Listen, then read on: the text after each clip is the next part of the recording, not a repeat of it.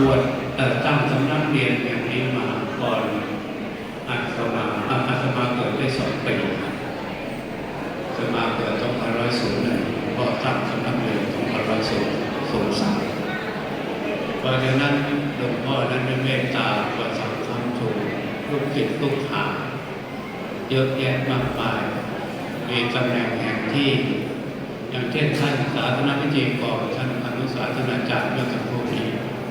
ก็เป็นลูกศิษย์ของวัดท่าพระเจริญผลเองนับว่าเป็นผู้รู้ประกาศต่อวัดท่าพระเจริญผลแห่งนี้ต่อพระศาสนาแล้วก็ได้อุปการะต่อลูกศิษย์ลูกหาเป็นอย่างดียิ่งจำนวน66 ปีเป็นที่น่าชื่นชมยินดีอนุโมทนาบุญเป็นอย่างยิ่งโดยที่หลวงพ่อของเราไม่ได้เป็นปริญญาหลวงพ่อของเราไม่ได้เป็นปริญญาแต่ผลิตลูกศิษย์ลูกหาเป็นปริญญาธรรมเก็บประโยชน์ปริญญาปริญญาโทปริญญาเอกก็หลายรุ่นเมื่อปี2535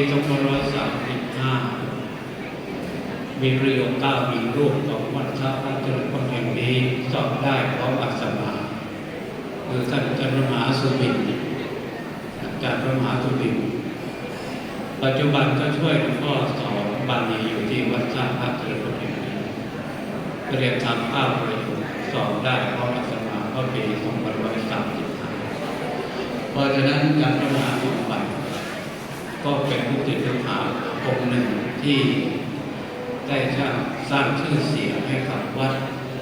ท่าพระเจริญผลแห่งนี้เป็นลูกศิษย์ของหลวงพ่อโสธรของเรา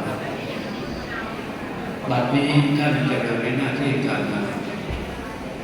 เป็นผู้ช่วยเจ้าวาดก่อนแล้วก็มาเป็นรองเจ้าวาดปัจจุบันได้รับความไว้วางใจ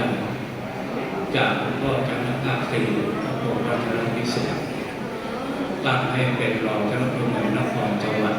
แห่งนี้เพราะฉะนั้นการเจริญข้อมาแห่งนี้ในตำแหน่งแห่งที่ในส่วนตัวของท่านพระมหาสมบัติปริยาโทท่านเจ้าพระมหาสมบัติในทาง7 ประโยคนี้การที่เจริญข้อมาไปบูรณาทางพุทธศาสนาได้เพราะว่า